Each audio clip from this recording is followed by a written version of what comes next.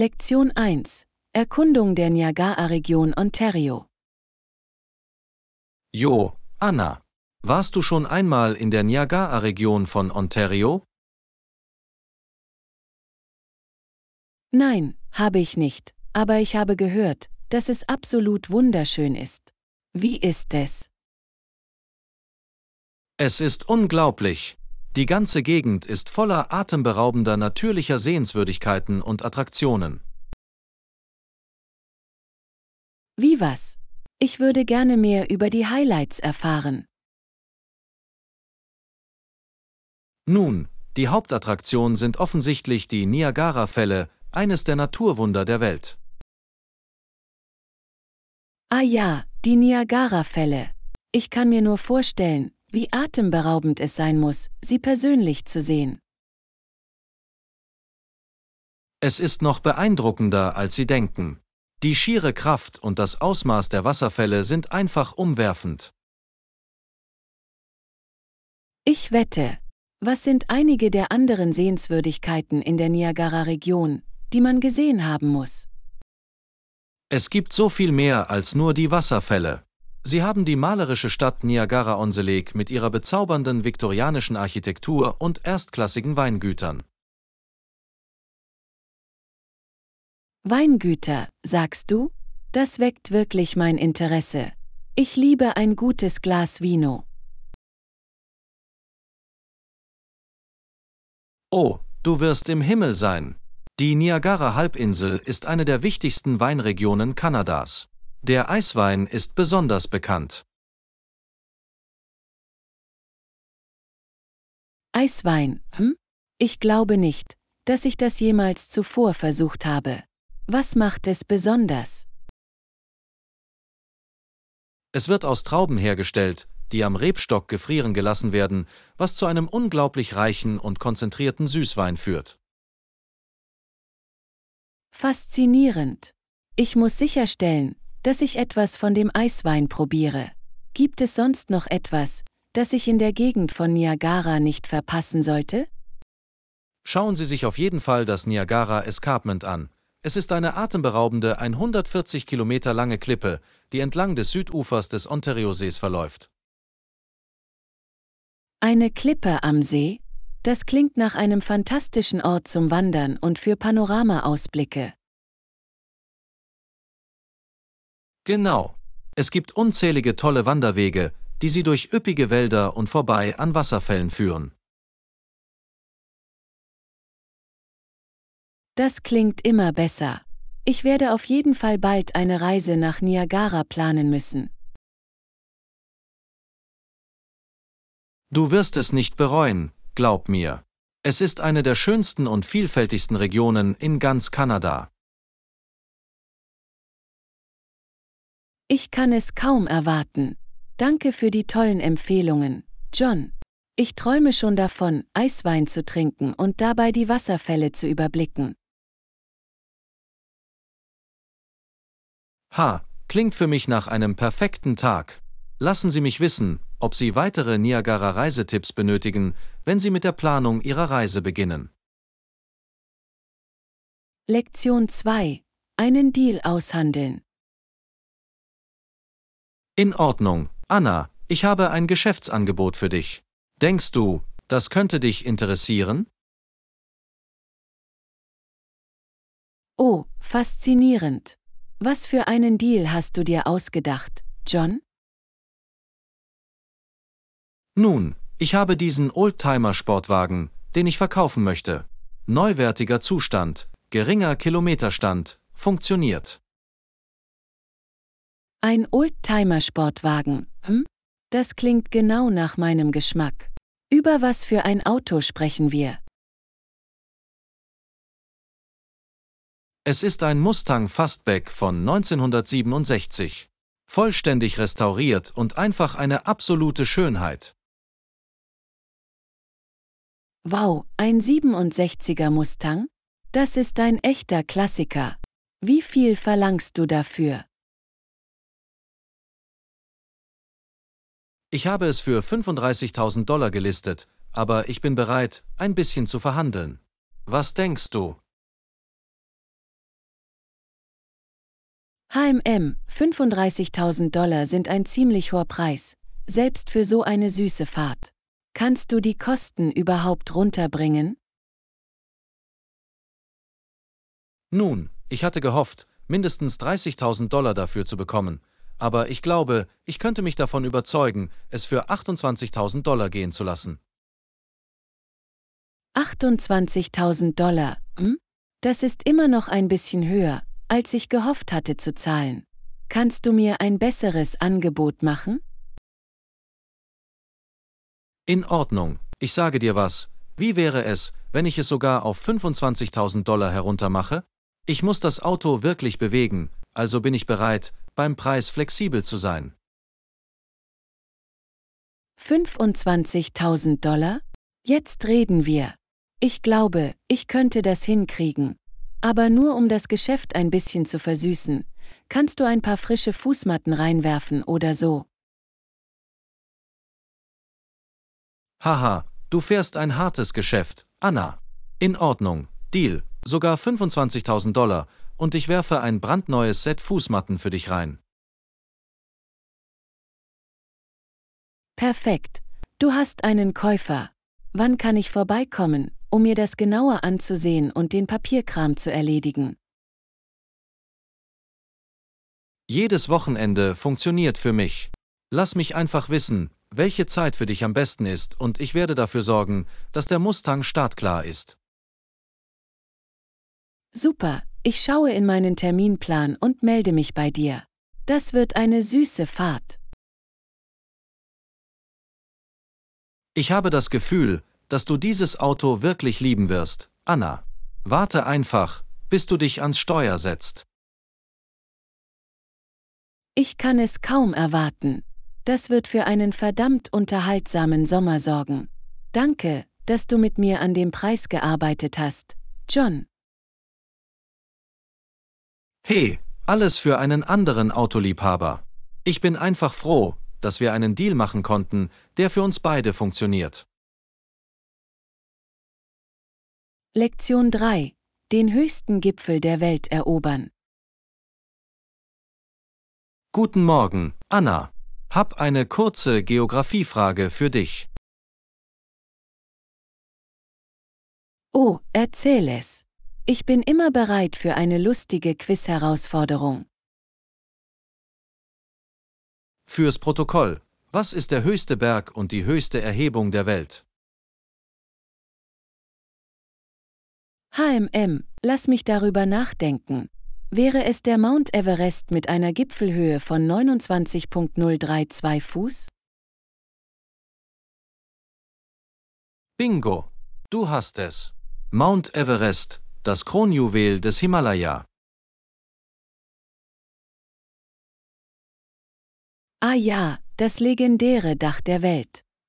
Warst du schon einmal daran interessiert, es zu besteigen? Den Everest besteigen? Das ist der Traum, um ehrlich zu sein. Aber es ist keine leichte Aufgabe, das ist sicher. Ich kann mir die körperliche und geistige Herausforderung nur vorstellen, eine so unglaubliche Leistung zu vollbringen. Was ist der höchste, den du zuvor bestiegen hast? Nun, der höchste, den ich bisher erobert habe, ist der Kilimanjaro mit 19,341 Fuß. Aber der Everest ist ein ganz anderes Level, weißt du? Kilimanjaro, Das ist immer noch eine unglaublich beeindruckende Leistung. Ich verstehe jedoch den Reiz, den Everest besteigen zu wollen. Absolut. Es ist einfach magisch, auf dem Gipfel der Welt zu stehen, weißt du? Das Erfolgserlebnis und die pure Ehrfurcht müssen unwirklich sein. Ich wette. Und das Recht, damit zu prahlen, wäre auch nicht schlecht, oder? Haha, ja, das ist definitiv ein Vorteil. Aber für mich geht es mehr um die persönliche Herausforderung und Reise. Diesen Gipfel zu erreichen, wäre das ultimative Ziel.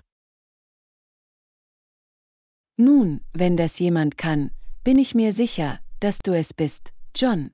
Du hast die Entschlossenheit und Leidenschaft dafür. Danke, Anna. Vielleicht muss ich bald mit der Planung einer Everest-Expedition beginnen. Ich muss mit dem Training beginnen, das ist sicher.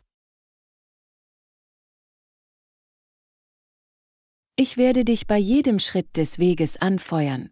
Versprich mir einfach, dass du viele Fotos von oben machst.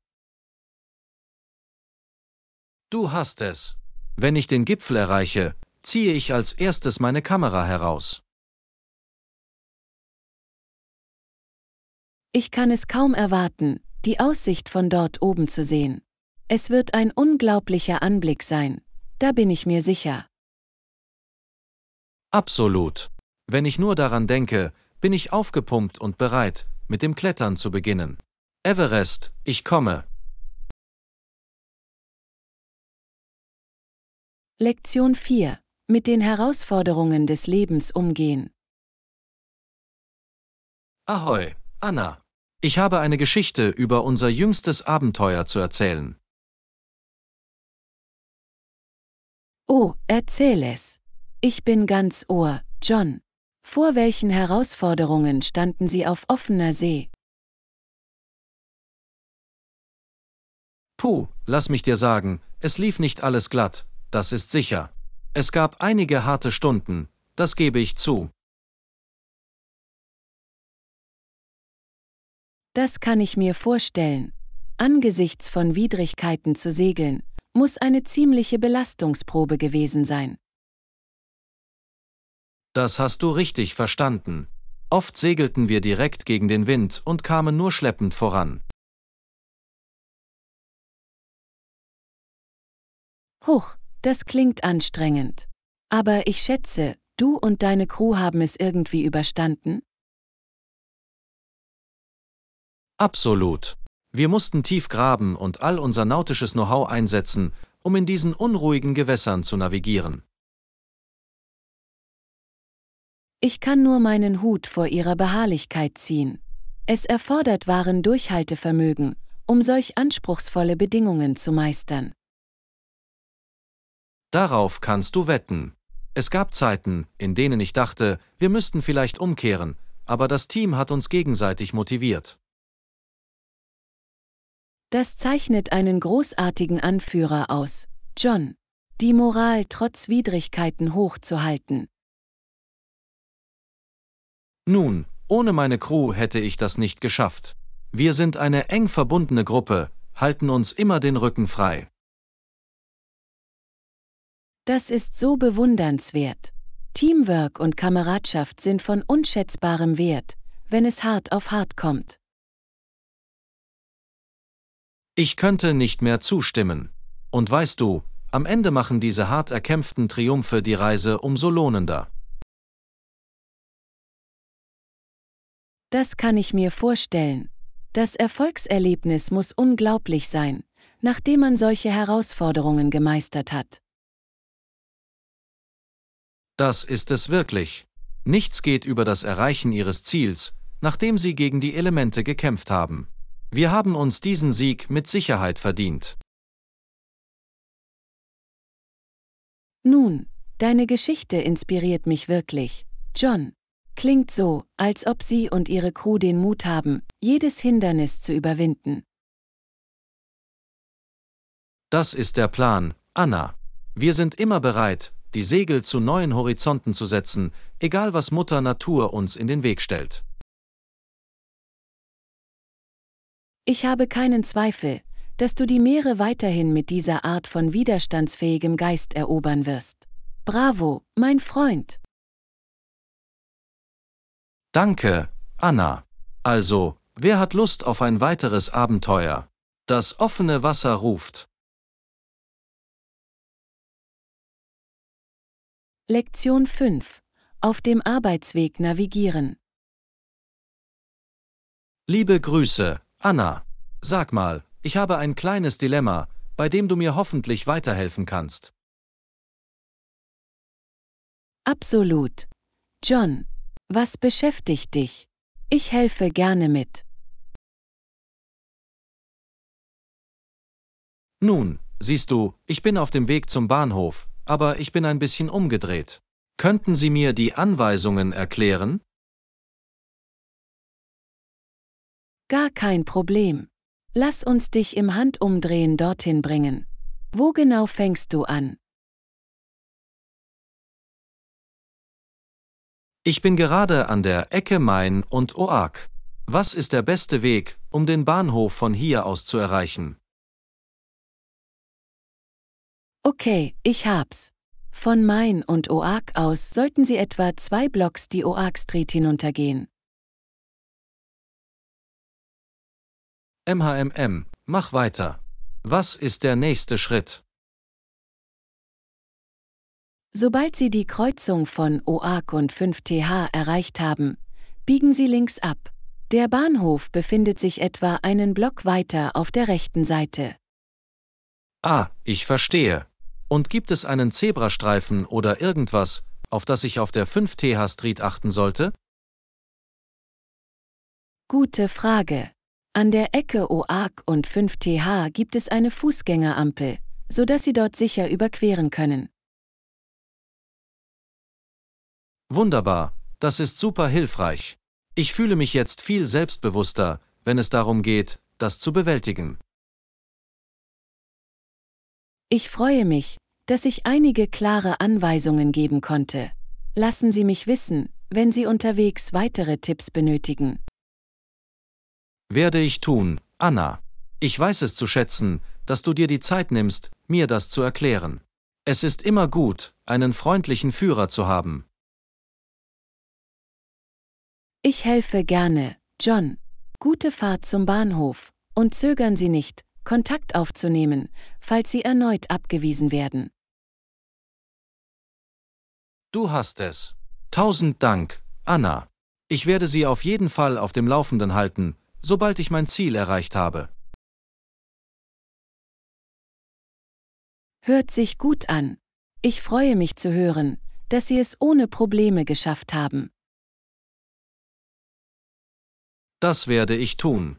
In Ordnung, Zeit für mich, mich auf den Weg zu machen. Bis später, Anna. Lektion 6.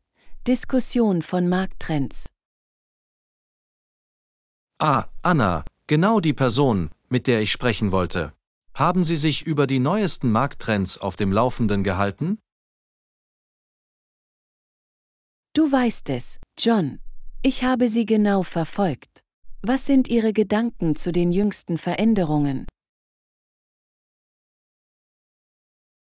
Nun, nach dem, was ich gesehen habe, schlägt der Technologiesektor wirklich Wellen. Dort gibt es viele spannende Entwicklungen. Unbedingt. Ich bin besonders fasziniert vom Anstieg der Investitionen in erneuerbare Energien. Das hat die Spielregeln wirklich verändert. Daran besteht kein Zweifel. Und die Art und Weise, wie sich das Verbraucherverhalten entwickelt hat, ist ebenfalls faszinierend. Auf jeden Fall finden dort einige wichtige Veränderungen statt. Auf jeden Fall. Mir ist aufgefallen, dass sich immer mehr Menschen für nachhaltige und ethische Produkte interessieren. Das ist ein wirklich ermutigender Trend. Ich könnte nicht mehr zustimmen. Und der Aufstieg des E-Commerce war transformativ, finden Sie nicht? Die Einzelhandelslandschaft hat sich ziemlich dramatisch verändert. Vollständig. Der Komfort und die Zugänglichkeit des Online-Shoppings waren ein echter Disruptor. Es hat Spaß gemacht, zuzusehen, wie sich alles entwickelt hat. Absolut. Aber ich muss sagen, ich bin gespannt, wie sich traditionelle stationäre Geschäfte anpassen und in dieser neuen Landschaft relevant bleiben werden. Das ist ein gutes Argument. Ich kann mir vorstellen, dass die etablierteren Akteure einige kreative Strategien entwickeln werden. Anpassungsfähigkeit wird entscheidend sein. Zweifellos. Nun, ich freue mich, dass wir Kontakt aufnehmen und Einblicke in die neuesten Marktereignisse austauschen konnten. Immer ein Vergnügen, Anna. Ebenso, John. Es ist toll, Kontakte zu knüpfen und über diese sich ständig weiterentwickelnden Trends zu diskutieren. Das hält uns beide auf dem Laufenden, nicht wahr? Ich könnte nicht mehr zustimmen. In Ordnung, ich gehe besser, aber ich bin mir sicher, dass wir bald weitere faszinierende Marktgespräche führen werden. Hört sich gut an, John. Genießen Sie den Rest Ihres Tages und ich freue mich auf unsere nächste Diskussion über die Lage der Märkte. Werde ich tun, Anna. Wir sehen uns später. Lektion 7. Frühstücksgeplänkel. Guten Morgen, Anna. Mir fiel auf, dass du heute Morgen ein ziemlich herzhaftes Frühstück hattest. Ah, ja, John. Ich beschloss, es von meiner gewohnten Routine abzuweichen. Was ist mit dir? Was hast du zum Frühstück gegessen? Nun, ich bin ein Gewohnheitstier, also habe ich mein Lieblingsgetränk genommen, eine schöne Schale Müsli mit etwas Milch. Ich kann die Klassiker nicht schlagen, weißt du? Ah, die zuverlässige Kombination aus Müsli und Milch. Ein zeitloses Grundnahrungsmittel für das Frühstück. Obwohl ich sagen muss, dass ich es ab und zu gerne mische. Das stimmt, Abwechslung ist die Würze des Lebens. Was hattest du heute Morgen, das so besonders war? Oh, ich habe einen leckeren Avocado-Toast mit einem pochierten Ei darauf zubereitet. Gesund und sättigend. Avocado-Toast, Das klingt ziemlich lecker. Vielleicht muss ich von meiner üblichen Müsli-Routine abweichen und das ausprobieren.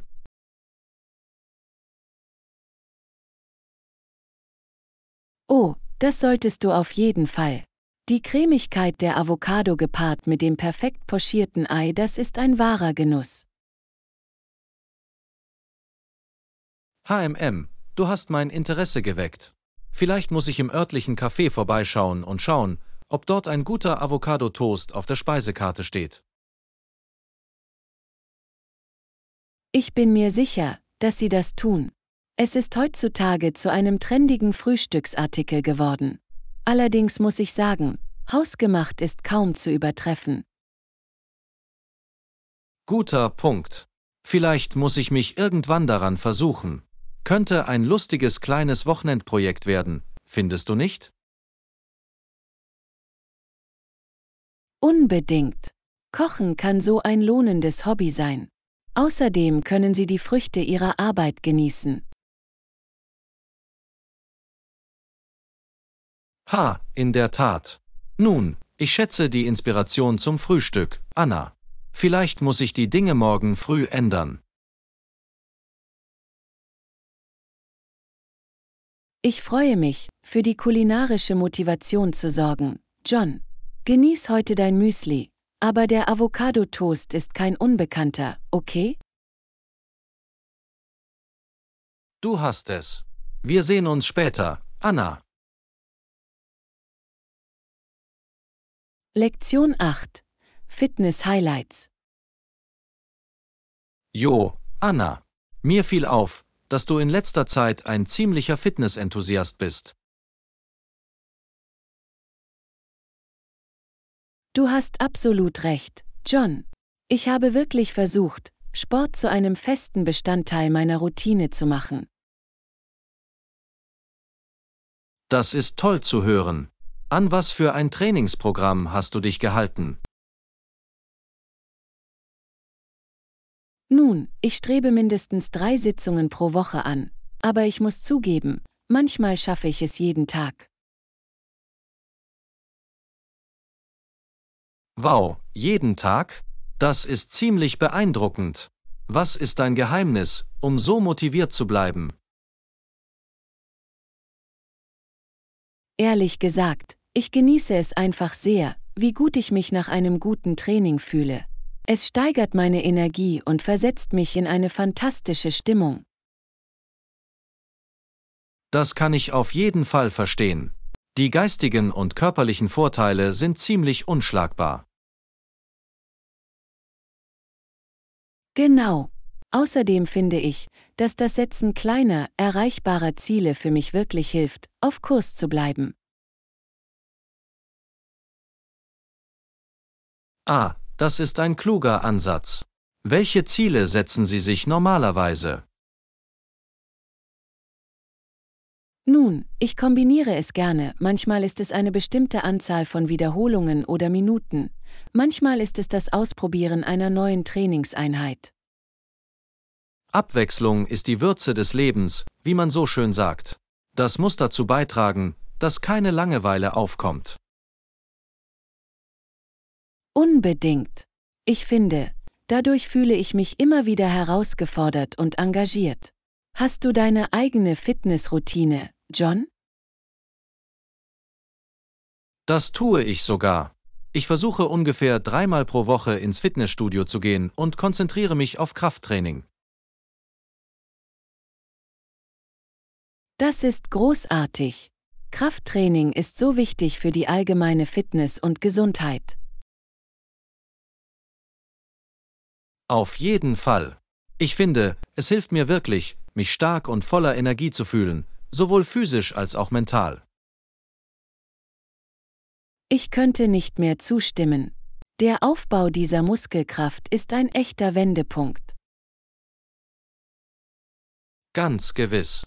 Vielleicht könnten wir irgendwann mal Trainingstipps austauschen, wenn du Lust dazu hast? Das fände ich toll. Ideen auszutauschen und sich gegenseitig zu motivieren könnte wirklich von Vorteil sein. Klingt nach einem Plan, Anna. Ich schätze, wir müssen uns bald im Fitnessstudio verabreden. Lektion 9. Tek-Takeover. Wo, Anna, ist dir aufgefallen, wie stark unsere Computernutzung in letzter Zeit sprunghaft angestiegen ist? Absolut, John. Es übertrifft ehrlich gesagt alles, was ich jemals hätte erwarten können. Im Ernst, die Art und Weise, wie Technologie so tief in unser tägliches Leben integriert wurde, ist irgendwie umwerfend. Du hast so recht. Die Standards und Erwartungen in Bezug auf die Computernutzung sind wirklich durch die Decke geschossen. Vollkommen. Es ist, als wären wir heutzutage alle rund um die Uhr an unsere Geräte gebunden. Auf jeden Fall. Ich habe das Gefühl, ständig mit beruflichen E-Mails, sozialen Medien und Online-Aufgaben zu jonglieren. Das Gleiche hier. Manchmal kann es schwierig sein, die Work-Life-Balance zu finden. Exakt. Es ist fast so, als ob unsere Computer und Smartphones zu einer Erweiterung von uns selbst geworden sind. Ganz gewiss. Ich frage mich, wie viel davon auf gesellschaftlichen Druck und Normen zurückzuführen ist. Das ist ein gutes Argument. Die ständige Konnektivität und Erreichbarkeit ist sowohl ein Segen als auch ein Fluch. Absolut. Einerseits hat es so viele Dinge effizienter und bequemer gemacht. Auf jeden Fall. Andererseits kann es aber auch unglaublich ablenkend und überwältigend sein. Auf jeden Fall. Mir ist aufgefallen, dass ich wirklich bewusst Grenzen setzen und meine Bildschirmzeit einschränken muss. Das Gleiche hier. Sonst ist es einfach zu einfach, in das Kaninchenloch der endlosen digitalen Stimulation hineingezogen zu werden. Vollkommen. Es geht nur darum, dieses gesunde Gleichgewicht zu finden, weißt du? Exakt. Die Aufrechterhaltung unserer Menschlichkeit und unserer persönlichen Verbindungen in dieser technologieorientierten Welt ist so wichtig. Ich könnte nicht mehr zustimmen. Es ist ein heikler Tanz, aber einer, den wir herausfinden müssen. Ganz gewiss. Ich schätze, wir sind alle zusammen in dieser digitalen Revolution, hm? Ja, das ist sicher. Aber ich bin zuversichtlich, dass wir es so steuern können, dass es für uns funktioniert. Lektion 10. Ernährungsoptionen. Hey Anna, hast du in letzter Zeit versucht, dich ein bisschen gesünder zu ernähren? Du weißt es, John. Ich habe mir wirklich Mühe gegeben, meinen Körper zu nähren. Das ist großartig. Welche Änderungen haben Sie an Ihrer Ernährung vorgenommen? Nun, für den Anfang habe ich versucht, mehr Obst und Gemüse zu mir zu nehmen. Toll, das ist ein toller Anfang. Was ist mit dir? Hast du irgendwelche Ernährungsumstellungen vorgenommen? Auf jeden Fall. Ich habe den Konsum verarbeiteter Lebensmittel reduziert und Zucker hinzugefügt. Das ist gut. Ich habe mir auch vorgenommen, den ganzen Tag über mehr Wasser zu trinken. Oh, ja, es ist so wichtig, hydratisiert zu bleiben. Ich habe das Gleiche gemacht. Vollkommen. Und was ist mit Bewegung? Hast du auch versucht, aktiv zu bleiben? Unbedingt. Ich habe ein paar Mal pro Woche eine Mischung aus Cardio und Krafttraining gemacht. Toll, das ist ein abgerundeter Ansatz. Ich habe versucht, mehr Spaziergänge und Wanderungen zu unternehmen. Ich liebe das. Frische Luft und Bewegung sind so gut für Körper und Geist. Ich könnte nicht mehr zustimmen. Es geht darum herauszufinden, was für Ihre individuellen Bedürfnisse am besten geeignet ist. Exakt. Und auch nicht zu hart zu uns selbst zu sein. Fortschritt, nicht Perfektion, oder? Amen dazu. Kleine, nachhaltige Veränderungen können im Laufe der Zeit wirklich einen großen Unterschied machen. Auf jeden Fall.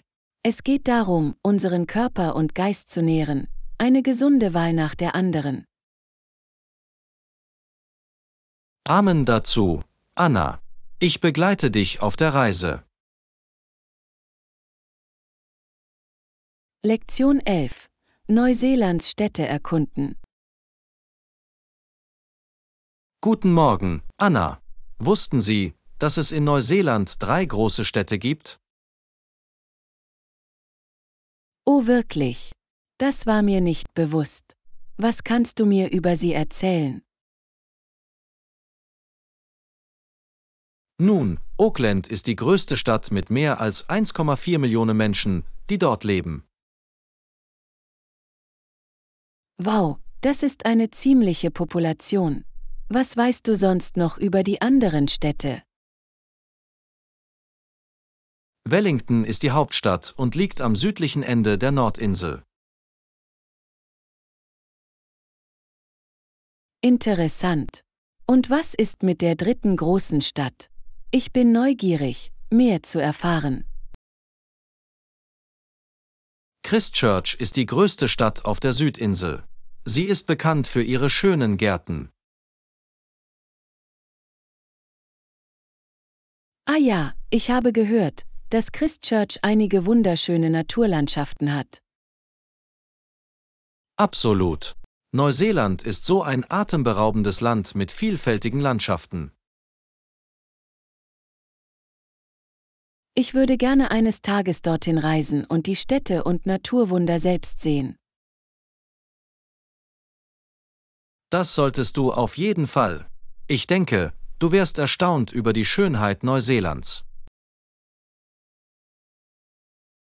Ich wette, es steht definitiv ganz oben auf meiner Reiseliste. Vielleicht können wir zusammen eine Reise planen. Das wäre unglaublich, Anna. Ich würde gerne Neuseeland mit dir erkunden. Dann ist es ein Date. Wir müssen anfangen, nach den besten Sehenswürdigkeiten zu suchen. Klingt nach einem Plan.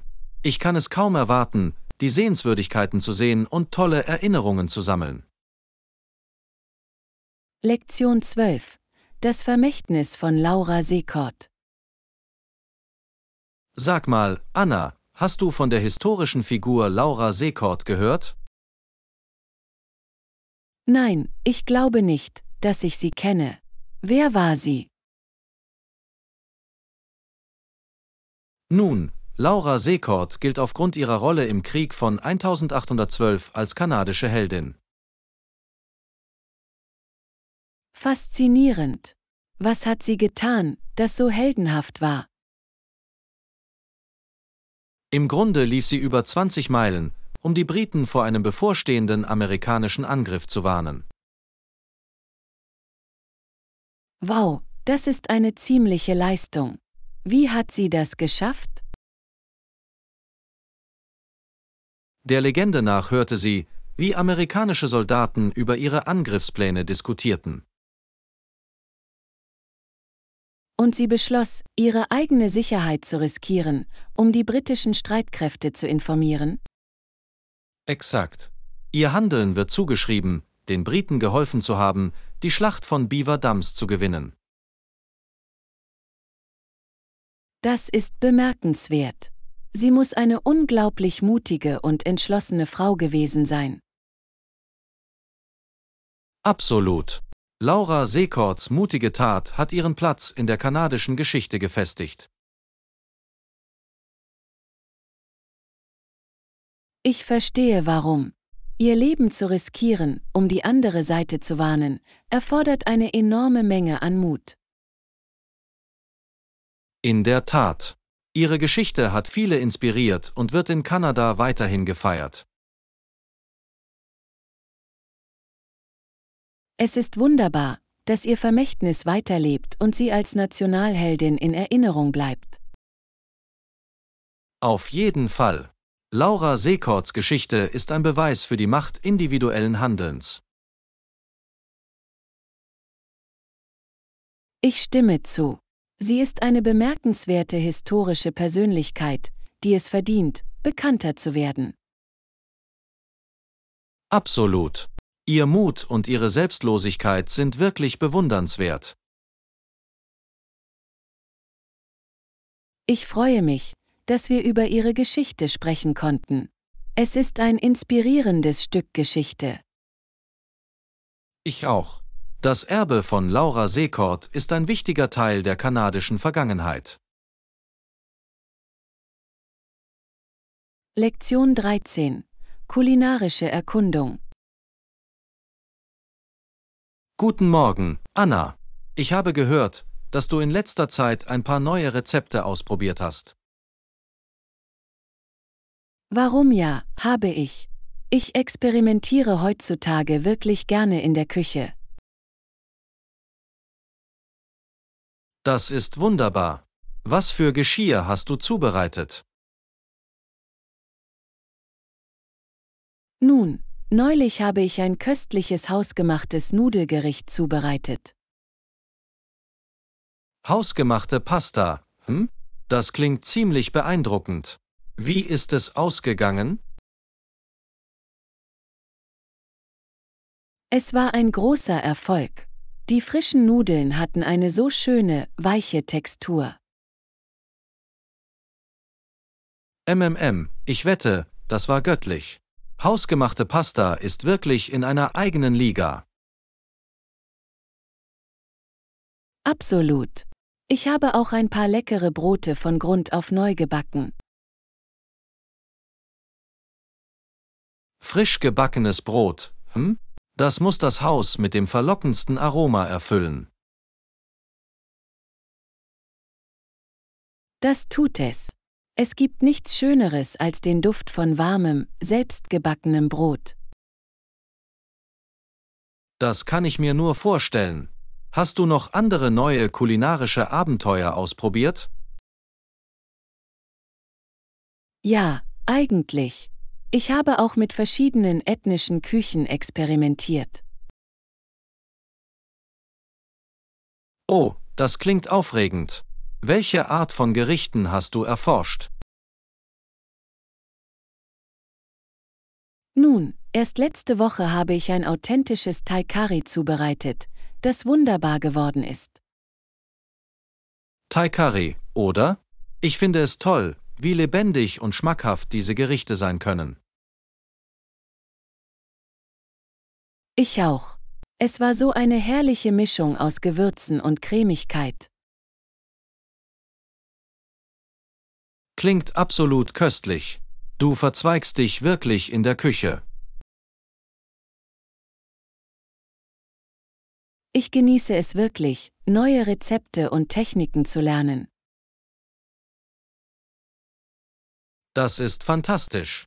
Kochen ist so ein lohnendes und kreatives Hobby. Ich stimme zu. Es war eine wunderbare Möglichkeit für mich, mich zu entspannen und neue Dinge auszuprobieren. Nun, ich bin mir sicher, dass sich all Ihre harte Arbeit mit einigen köstlichen Ergebnissen auszahlt. Lektion 14. Neue Begegnungen antizipieren. Hey Anna, ich habe gehört, dass du spannende Pläne hast. Warum ja, das tue ich. Ich freue mich sehr auf eine Reise, die ich geplant habe. Das ist toll zu hören. Wo willst du hin? Nun, ich werde ein paar alte Freunde in einer anderen Stadt besuchen. Das ist wunderbar. Es wird nett sein, sie zu treffen, da bin ich mir sicher. Absolut. Wir wollten uns schon seit geraumer Zeit treffen. Ich wette, du kannst es kaum erwarten. Wann hast du vor, die Reise zu machen? Eigentlich reise ich nächstes Wochenende ab. Ich freue mich sehr darauf, Sie zu sehen. Das ist fantastisch. Ich bin sicher, ihr zwei werdet ein wunderbares Wiedersehen haben. Ich auch. Ich freue mich darauf, viel Zeit mit Ihnen zu verbringen. Das ist das Beste daran, sich wieder mit engen Freunden zu verbinden. Auf jeden Fall. Es wird so nett sein, genau da weiterzumachen, wo wir aufgehört haben. Ich bin mir sicher, dass Sie viel zum Nachholen und Erinnern haben werden. Oh, ganz sicher. Mit alten Freunden gibt es immer so viel zu besprechen. Nun, ich hoffe, Sie haben eine absolut schöne Zeit bei Ihrem Besuch. Danke, das weiß ich wirklich zu schätzen. Ich bin mir sicher, dass es wunderbar sein wird. Ich freue mich, das zu hören. Genieß deine Zeit mit deinen Freunden, du hast es verdient. Das werde ich auf jeden Fall tun. Ich kann es kaum erwarten, Sie zu sehen und neue Erinnerungen zu sammeln. Das ist der Geist. Ich bin sicher, du wirst mit ein paar großartigen Geschichten zurückkommen. Ich bin mir sicher, dass ich das tun werde. Das muss ich dir sagen, wenn ich zurückkomme. Klingt gut, ich freue mich darauf, alles darüber zu erfahren. Lektion 15. Frühstück Bonanza. Guten Morgen, Anna. Ich konnte nicht anders, als dich über eine wichtige Mahlzeit sprechen zu hören. Ah ja, ich habe gerade über die Bedeutung eines herzhaften Frühstücks gesprochen. Ah, ich verstehe. Was genau macht das Frühstück zu einer so wichtigen Mahlzeit des Tages? Nun, es versorgt uns mit der Energie und den Nährstoffen, die wir für unseren Tag benötigen. Das macht sehr viel Sinn. Das werde ich in Zukunft auf jeden Fall im Hinterkopf behalten. Absolut. Wenn Sie das Frühstück auslassen, können Sie sich wirklich träge und ausgelaugt fühlen. Das kann ich mir vorstellen. Welche Art von Lebensmitteln genießen Sie normalerweise zu Ihrer Morgenmahlzeit? Ich bin ein großer Fan eines ausgewogenen Frühstücks, Dinge wie Eier, Vollkornprodukte und frisches Obst. Das klingt entzückend. Ich muss versuchen, mehr von diesen Elementen zu integrieren. Es ist wirklich der perfekte Weg, um den Tag auf dem richtigen Fuß zu beginnen. Treibt Körper und Geist an. Ich sehe den Appell. Gibt es bestimmte Frühstücksartikel, die du mir empfehlen würdest, auszuprobieren? Oh, lass uns sehen. Avocado-Toast ist immer ein Hit und ein schönes griechisches Joghurt-Parfait ist göttlich. Avocado-Toast. Das klingt ziemlich lecker. Das muss ich mal ausprobieren.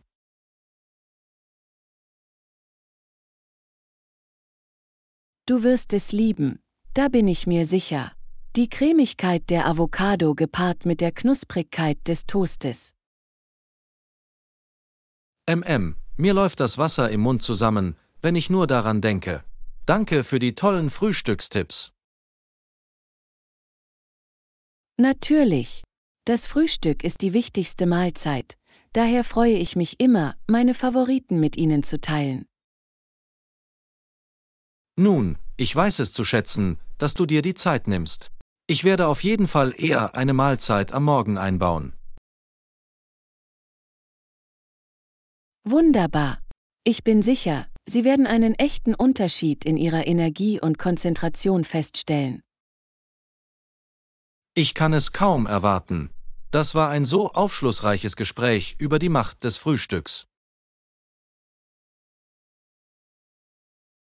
Ich freue mich sehr, dass ich einige hilfreiche Einblicke geben konnte. Viel Spaß beim Experimentieren mit neuen Morgenmahlzeiten. Das werde ich auf jeden Fall tun. Das war ein wunderbares Gespräch, Anna. Nochmals vielen Dank. Lektion 16. Soda Swap. Jo, Anna. Ich habe gehört, dass Sie einige Änderungen an Ihrer Getränkeauswahl vorgenommen haben. Ah ja, das stimmt. Ich habe zuckerhaltige Getränke durch einige gesündere Optionen ersetzt. Oh wirklich? Was für Getränke hast du stattdessen eingetauscht? Nun, ich habe mich in letzter Zeit für Kräutertees und Mineralwasser entschieden. Kräutertees, Das ist eine interessante Wahl. Was hat dich dazu gebracht? Ich stellte fest, dass ich mich durch die zuckerhaltigen Limonaden und Säfte nur träge fühlte. Das kann ich mir vorstellen. Der Absturz nach all dem Zucker kann nicht angenehm sein. Genau. Die Kräutertees sorgen für einen viel sanfteren Energieschub. Das klingt ansprechend. Genießt du bestimmte Kräutertees? Ich liebe die Kamillen- und Pfefferminzmischungen, so beruhigend und erfrischend. Oh, die klingen wirklich entzückend. Davon muss ich ein paar Mal ausprobieren. Definitiv. Die Pfefferminzcreme eignet sich auch hervorragend, um den Magen zu beruhigen. Gut zu wissen. Ich neige dazu, mit einigen Verdauungsproblemen zu kämpfen. Das könnte helfen. Ich bin mir sicher, dass es das tun würde. Und das aufgegossene Wasser ist auch eine nette Abwechslung. Infundiertes Wasser, oder? Mit welchen Geschmacksrichtungen haben Sie experimentiert? mal sehen. Gurkenlimette, Erdbeerbasilikum und sogar eine Zitrusmischung. Die klingen alle absolut göttlich. Ich muss in einen schönen Wasserfilter investieren. Unbedingt. Es ist so einfach, hydratisiert zu bleiben und zusätzliche Nährstoffe zu sich zu nehmen. Nun, Sie haben mich sicherlich von dieser ganzen Getränkeüberholung überzeugt. Ich bin inspiriert. Ich freue mich so. Es hat meine allgemeine Gesundheit und Energie wirklich verändert. Das kann ich mir vorstellen. Nun, danke für die tollen Empfehlungen, Anna. Prost!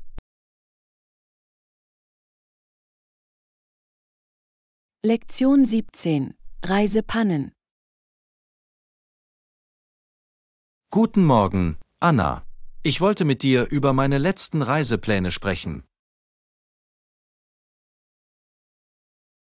Oh, was ist passiert? Ist alles glatt gelaufen? Nicht genau. Unterwegs gab es ein paar Schluckauf, die einige Unannehmlichkeiten verursachten.